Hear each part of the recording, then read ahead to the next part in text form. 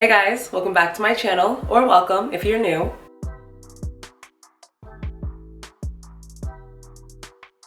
My name is April. In today's video, I'm going to be sharing with you all of my best tips and tricks that I've learned along my LECA journey. Semi-hydroponics is a lot easier than it may seem. I've been using LECA since probably September of 2020, so I think I have a good idea of what my plants like now and how to care for them.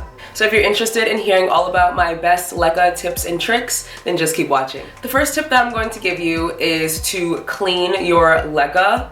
I actually made an entire video about this, so I won't harp on it for too long, but LECA is very, very dusty. You really want to make sure you clean all of that dust off before using the LECA and putting your precious plants into LECA. Personally, I would never use LECA without cleaning it. I just know that is a recipe for disaster. So please, please, please clean your LECA. I will link my video along with my LECA playlist down below in the description box. And moving on to the second tip.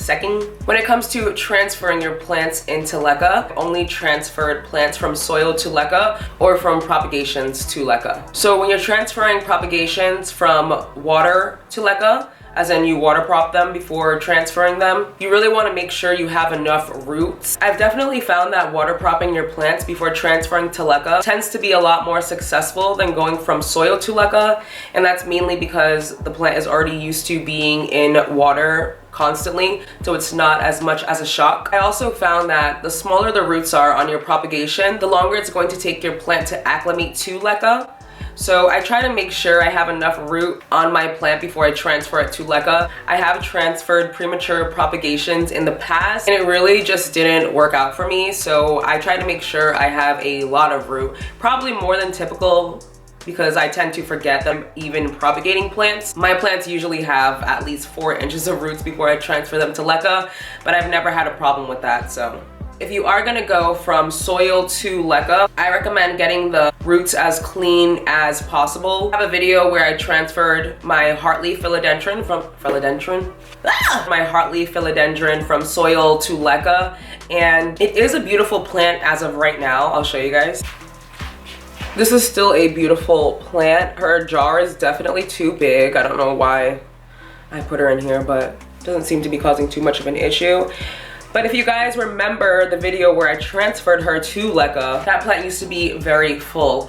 I did lose a lot of leaves on that transfer, and I boiled that down to not getting enough soil off of the roots before I transferred. So if you could, get like a toothbrush and try to get as much of the dirt off of the roots as you possibly can before transferring your plant over to LECA, just to avoid any unnecessary damage. Moving on to my next tip about pots. You can literally use anything as a plant pot with LECA.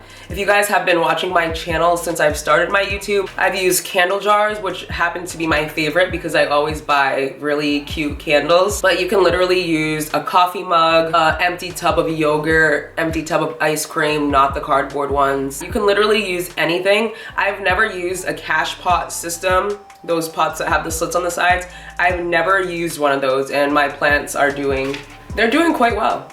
With saying that, if you are new to LECA, I do highly recommend using a clear vessel just so you can keep track of the root health and know if you need to repot or if the roots are rotting. It's really easy to see in, and you can really keep track of how the plant is acclimating to LECA. Now we're gonna get into nutrients. I use the Dynagrow Pro Foliage solution. I did show you guys how to make a 1-gallon solution in my plant chores video, so I will also link that below. I personally fertilize all year round, and I fertilize every single time I water. I've never had an issue with it. My plants seem to be growing quite well. The only thing I could say about the fertilizer I'm using is that I actually want to try to find a different one to use.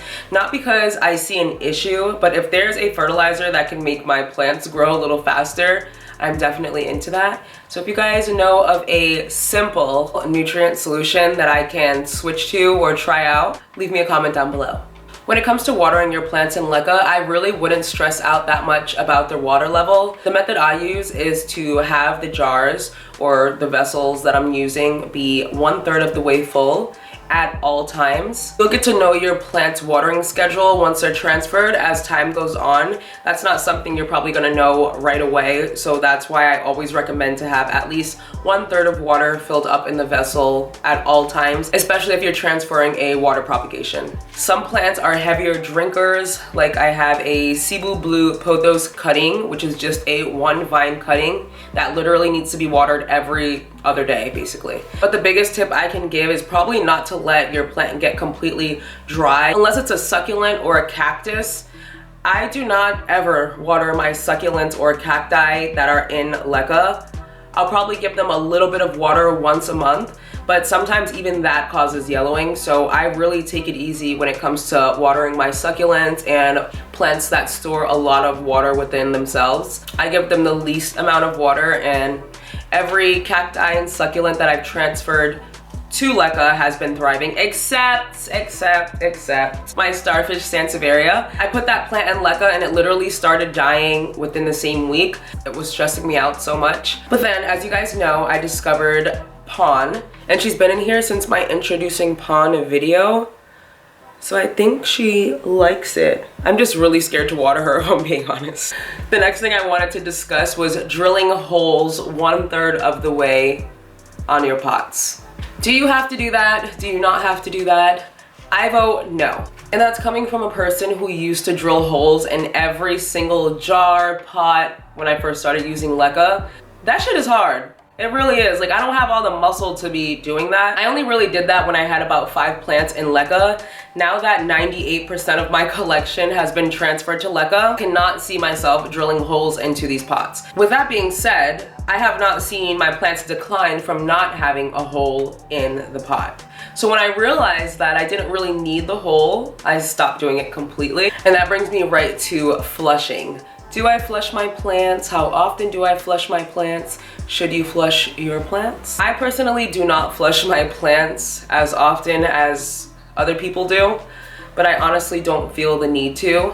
The only time I'll ever flush my plants is if I see the plant declining, or if there's a bunch of little stuff floating around in the water, which I had the other day in my Hoya pubicalis. I've also had little bugs floating around the surface of my plants in LECA before. It was one plant, I think it was my Hoya serpens when it was in LECA. I literally flushed it with peroxide and water and it was fine. But unless I see something like that, I'm not gonna flush my plant. I have way too many plants in LECA to be flushing all of those plants. So when I see a plant that has too much buildup in it and it looks really gross inside, then I will flush it. Other than that, I do not flush my plants that often. So that's another reason why I don't drill holes as well.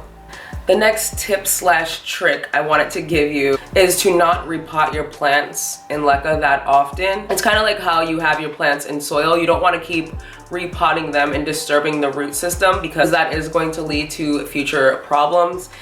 Every time you repot your plant, it has to reestablish itself in its home. Again, even if it's the same home, it has to reestablish itself. So you really don't want to be repotting your plants in LECA that much unless there's an issue or it's literally busting out the pot. And the last tip I'm going to give you is to give your transfer time. I have a perfect example of my Cebu Blue Pothos cutting that I transferred to LECA. I actually bought it online, so did it come in soil? Yeah, it did come in soil. So immediately, you know, I was going to transfer it to LECA or some type of semi-hydro setup. And when I did, it was pretty droopy, but I was so proud of it. I even posted a picture. But it was pretty droopy compared to what it looks like now. Well, now it's grown like 7 leaves and it looks crazy. Like now, she's nice and perked up. She did not have all of these leaves when I first got her on top. When I first transferred her, she was literally drooping right over. Like all of her leaves looked really wilted. And within probably a week or two, she perked up. I'll show you the before and after of what I'm talking about. With that being said, you do really want to give your transfer time. The cuttings do seem to be a lot more droopy when you first transfer them, but just give it a few weeks and it will perk up, as I've seen in the past. And following the tips and tricks that I gave you along my journey, I promise you, you are bound to have your LECA plants thrive. That does bring me to the end of today's video. Give me a thumbs up if you did enjoy. Subscribe to my channel if you haven't already. Follow my Mother of Plants Instagram, and also leave below any tips and tricks tips you've learned along your semi-hydro journey. I'm sure everybody would love to hear them. And until next time, bye guys.